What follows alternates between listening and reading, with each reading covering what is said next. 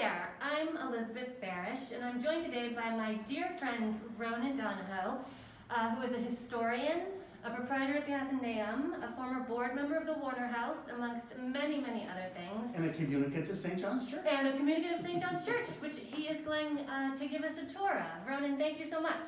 Thanks for coming. A lovely way to spend a gray afternoon. Absolutely. In the end of a gray year. Yes, good point. In a beautiful church with beautiful friends. Well, let's take a look inside. We're in the narthex, I think they call it, in church circles, or the porch sometimes. And it's beautifully decorated for the Christmas season. And Certainly is. the clergy were determined to see that the decorations went up and that services could be filmed in here and made available to people virtually and remotely at home. And it made it worth putting that all up to so that it looks like it always has at Christmas. It's a beautiful place. So if we wandered this way, I know there's Sure. so many special things in this church. And you were just telling me a story about this baptismal font. It is now a baptismal font. No one's quite sure what it was intended to be before it got here. It was captured from a French either ship or a cathedral in Senegal, on the west coast of Africa, in 1761 by John Tufton Mason. And he had it shipped back to Portsmouth for the church at Piscataqua. There's a lid that opens from either side to the middle, and Wiseman Claggett, in Latin, mind you, composed this donation explanation that Mason and his two daughters and all were contributing this to St. John's Church. It's porphyry, which is a kind of marble that is mined in North Africa, usually Egypt or the Sudan.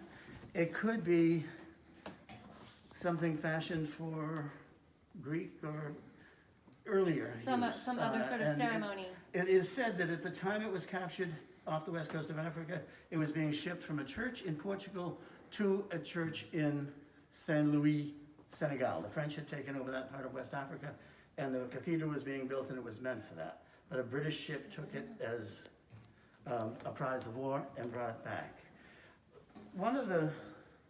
Gordon Allen, who was rector here for many, many years, and spent a lot of time with the British Navy in Africa, was asked what he thought the purpose of the two sides was, and it clearly has nothing to do with the rest of it. He thought that they may have been dividing white children from black children. Oh, wow. And this it's not even in its first church here in Portsmouth, is it? It was in Queen's Chapel, and we are in what replaced Queen's Chapel, St. John's. Right. This church was built after a Christmas Eve fire. Appropriate that we should be here at this time. I guess so. Christmas Eve, 1806, Queen's Chapel, which was on this site, a wooden church, burned to the ground. It took a while for the flames to consume it. People stood around for an hour, it is said, watching the steeple go down. And eventually the steeple fell backwards and broke into the roof of the church, and the whole church caught fire. But they had a few minutes to think about how are we going to get in there, what are we going to get out of there. Alexander Ladd, who was living at the Moffat Ladd House, and an unidentified friend are said to have taken this out to safety outside. I cannot imagine how, I picture Alexander Ladd as a little old man. Yeah, it's like you get that super strength to lift a car off of a, hurt puppy or something. They had to have had that. Well, this used to be way up front in the sanctuary by the altar. And I think it was in this 20th century, maybe even as late as 1940 or 50, that it was brought back here to make for more space up there. And now it's not used because baptisms, they used to be done privately after the service or at home or whatever. Yeah. And now there are certain Sundays in the liturgical year where they like to concentrate all these baptisms. It makes economical use of time, and it makes everybody aware of what's happening and not just the family who are gathered in a side chapel someplace all by themselves. So they happen to So they moved it back here, and a parishioner has donated a movable baptismal font that's put up front. Makes perfect sense. Should we go check out the front or the back? And there's so many plaques in this church with very recognizable names, like the Wendell. The Wendells. I won't get into it. The Wendells are a favorite topic of mine because I know they are. Upstairs, downstairs, or whatever they call it. Wasn't upstairs, downstairs. What is it? Downton Abbey. Downton Abbey. Downton There's a connection with that, but Yes. let's not get into that. These funeral notices on the walls of who died and when and what they accomplished are very common in British churches. You don't see them very often in North America. But then Queen's Chapel and St. John's have always been very British in their traditions and in their liturgical decorations. The painting on the ceiling and along the side walls and across the back of the altar was done in the middle, just before the Civil War, I think 1858 or 59. And it's trompe l'oeil, or there's another word for that in English. It's meant to make things look three-dimensional, and they're actually flat. It was done by a painter from Gloucester in 1858-59. By 1958-59, it was getting a little shop-worn and shabby, and there was a decision to be made: do we touch it up and redo it, or, since it wasn't like this in 1806 or 1808 when the church was completed, should we go back to what it was, plain, painted over pink and blue like the Unitarian Church? Like the South Church. And they brought someone in who said, I can do that, and they touched it all. And they certainly did. Yeah. There's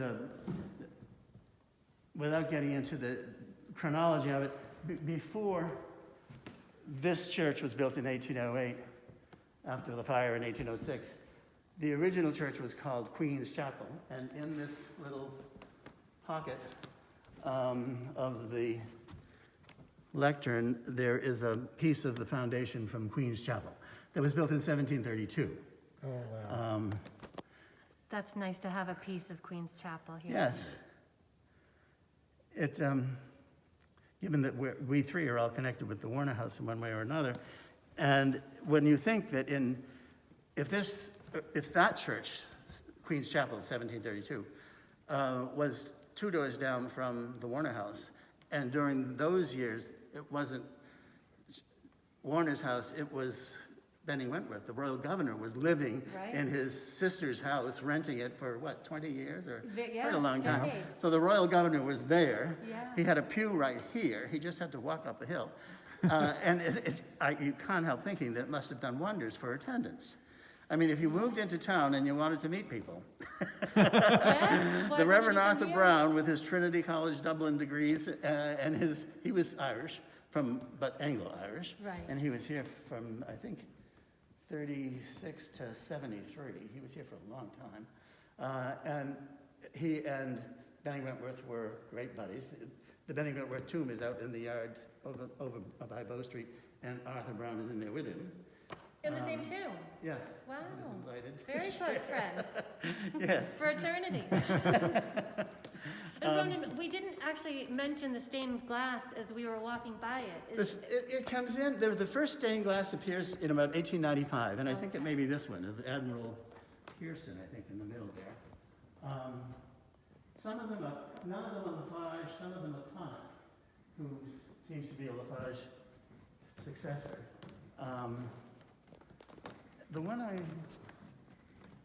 There's a long, see that one back there, there's a pole in the middle, and there's a family genealogy on strips of...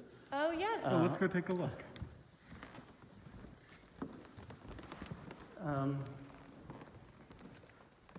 In many churches, the pulpit is on the gospel side, which is, as I understood, over there on the left-hand side facing the altar. It's unusual to have it here. Interesting. These pews are not original. It had box pews, as most of the New England churches did. There, you see there's Oh, yes. all of that Can you get closer, Peter, to see whose genealogy it is? And And are there still box pews upstairs? yes, yeah, we could go up. It's fun to go up. Maybe they're not. It's not a John. I think that's somebody's personal thoughts. I think it says it's to commemorate the wedding of somebody. Oh, in loving memory of Edmund Roberts and Catherine Whipple Langdon.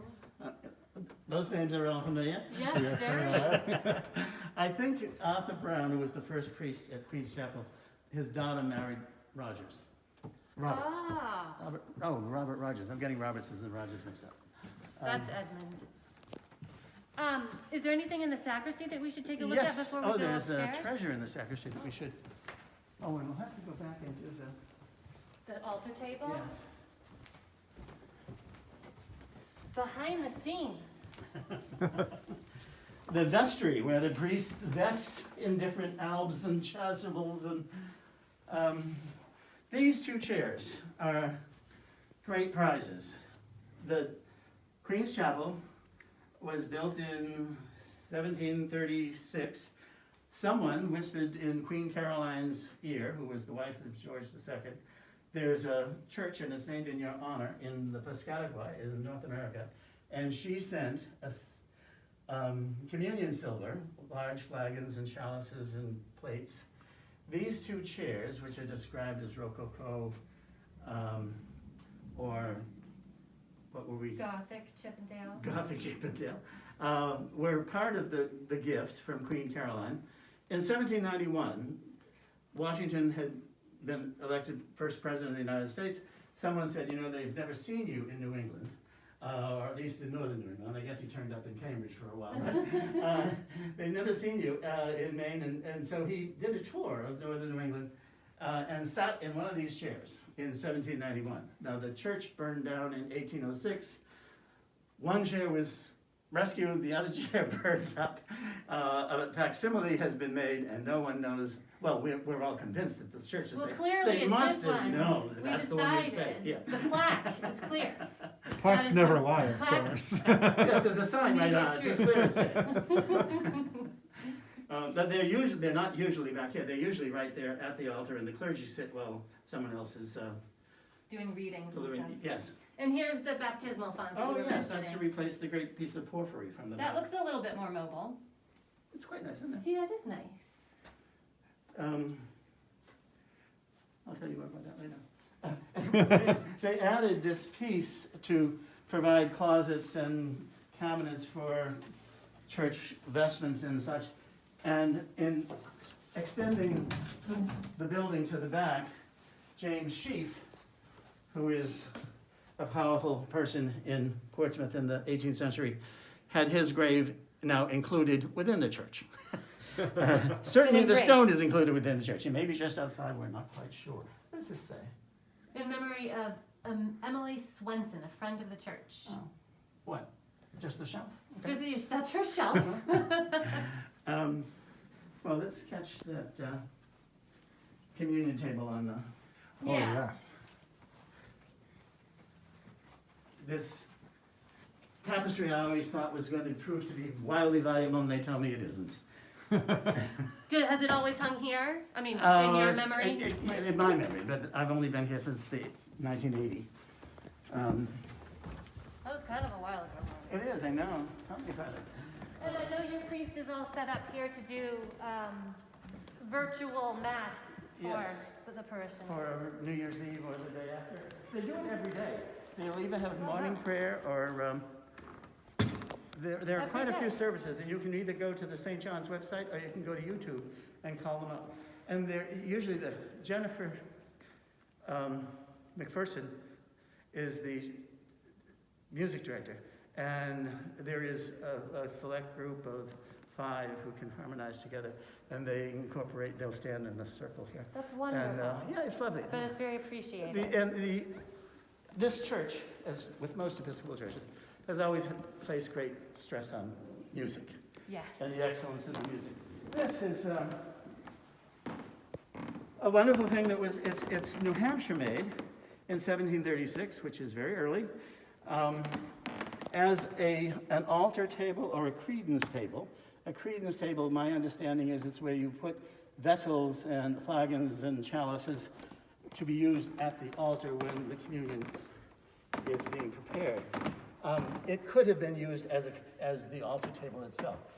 In the middle is what seems a very appropriate cherub with acanthus leaves, but over there on the knee, he looks like a devil to me. It's described by Brock Job, the authority on American furniture, particularly Portsmouth furniture, as a mask. I think he was evading. Yeah, he didn't want to be labeling anybody. The foot is cloven, which to me smacks of Very devilish.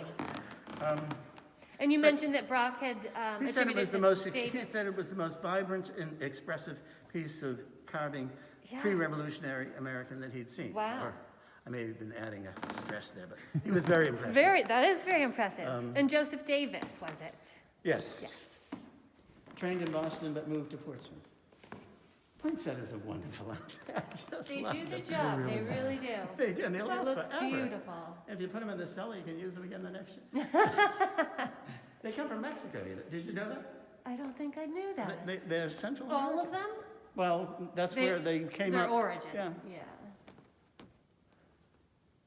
And the sanctuary lamp was melted down family silver from a husband and wife parishioners back at the, it must have been in the 20s or 30s. And you can see the anchor detail I never saw denoting that. it. Good for you, lady. He was an admiral. Oh, there you have it. And there's some wonderful story about that star is only there for the Christmas season. Yeah. And getting it up and down requires a lot of ingenuity and daring do, but I Patience. can't remember. Exactly. And this silver, you mentioned Queen Caroline silver, and that is usually kept off-site and brought out for special occasions. It's now kept like in a bank Christmas. vault. Yeah. Christmas and Easter, I'm told always brought back. I'm sure they would, I just think to keep so. that going. I think that's true. And the organ Oh, yes. is new. The organ was dedicated in 2001 to replace an earlier one. It's a Letourneau organ. They're made in Quebec, outside of Montreal. The Letourneaus are one of the best. And there are something like 2,500 pipes. I remember watching them come in large trucks, and they were here for a month or two, assembling it. The piece that hangs in the center is projecting out over the aisle. That had to be added. The organist sits behind that and plays it facing us. And that required some doing because it's heavy. But up here, we should go and take a look, is the oldest pipe organ in the United States. Can we go upstairs and Yeah. have a peek? Let's do that. Do you know the architect of this building? The building was put up by Alexander Paris, a Maine-born, Portland, Maine man. Most of people who are watching this are probably more familiar with, he built Quincy Market in Boston. He built St. Paul's Church, the Massachusetts Cathedral. It's on Turn-On Street, is it not? And he ended his life at the Navy Yard as architect and chief engineer at the Navy Yard here in Portsmouth. He built lighthouses up and down the East Coast, and churches and public buildings all over New England. Busy, man. Peter and I recently have been in the Newcastle Church and the First Parish Congregational Church in Dover, which have a very similar layout. The only bathroom is way up here, which is not convenient, but what are you going to do? Join the choir. We don't offer the option of going next door to the parish house because you don't have to climb so many stairs. And some people. Now here are the original box pews that were also used downstairs, but they were replaced with slip pews in the 1850s or 60s. These are referred to as slip pews? These have always been up here as boxes. But these were all over downstairs as well. That is an impressive organ. It's an interesting arrangement. From downstairs, the two balconies are identical, but that one has 3 levels of pew, and when you come into this upstairs, you have to climb up 6 steps to get behind those. Whereas we are on a level with the bottom. They just didn't do that over here. But the windows match. So the anyway, it's unfortunate. We had a lot of chairs in front of it. Oh, here, let me see if I can put them in those. Oh, can you stop and start? I want to scrape this floor.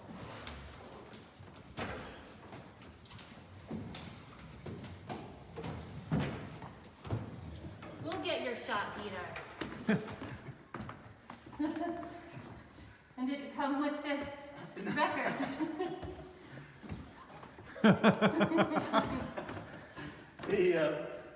It's the Brattle organ, so named for Mr. Brattle, who was the treasurer at Harvard College in the early 18th century, 1720 or 30, and he had it in his house. He gave it to King's Chapel in Boston, where the story is, it was thought to be too music hall-like. They didn't think it was appropriate for church use, and it was left in a box out on the porch at King's Chapel for 10 or 15 years. Oh my. They sold it to St. Paul's in Newburyport, who kept it for 30 or 40 years, and St. John's bought it from St. Paul's in Newburyport sometime in the late 19th century. It's been redone in the 60s, I believe. This case is new, but it goes back. It's the oldest pipe organ in the United States. It was built, I've seen 1705, I've seen 1713. It's clearly early 1700s. Does anyone ever play it anymore? Yes, it was reconditioned in the 60s and 70s, and now it's played fairly regularly. Wow, wonderful. It's a lovely sound. It's very different, obviously, from the enormous thing back there, but it's Big organ. Little organ. Well, this is one beautiful church, Ronan. It is. And it does what it's set out to do. It's a very happy congregation. Yeah. Busy and active and Busy and participating in the active. community and hosting There are lots of concerts here for various musical events. There's a public meal served every Thursday. That's been going on for years. It's a wonderful organization. And just a gorgeous piece of architecture. Truly. Going back to my high school history, there are Doric columns downstairs and Ionic up, right? Yes. And I Yes. think Good call. the carver is Deering, who is known for most of the best carving in Portsmouth. Yes. And again, this would be 1808. The red carpeting is startling, but beautiful, isn't it? It is beautiful. It works. There's a richness. There's an appropriate sort of grandiosity. There is in London a Royal School of Needlework, and it was noted in the 60s that the kneelers at the altar rail and in the pews were getting kind of worn. And so they went to the Royal School of Needlework and asked for samples or patterns that they could use in redoing them all. And women of the parish over the next 20 or 30 years have replaced them all. Amazing. You can take a look at some of that, but there are some right there at the communion rail. Yeah, they're lovely. They're beautiful. They really are. That organ is spectacular, isn't it? It's gleaming. It will get your attention. It's a wonderful thing. I think it cost something like $600,000, I think it did too. which seemed outrageous. But there are people who love their God and their church and their religion, and they will give for the music Yeah. but it'll be not so easy to get them to give for something else. And then there are others who will give very generously to public dinners, but wouldn't Right, we wouldn't spring indulge. for the, yeah. Right. So It worked out. it's nice that people have the sense to find out what people want to contribute to and Yeah. encourage it. It's a splendid ornament, or a splendid instrument. It is. Well, Ronan, thank you so much. Yes, This thank was you. such Thank a you. special tour, and I think we all enjoyed it. Yes. Thank you. Thank you. It's too bad it's COVID days, we can't go out for a beer. I know. And on that note. Thank you for I joining was us yet wondering, again. has anybody been to the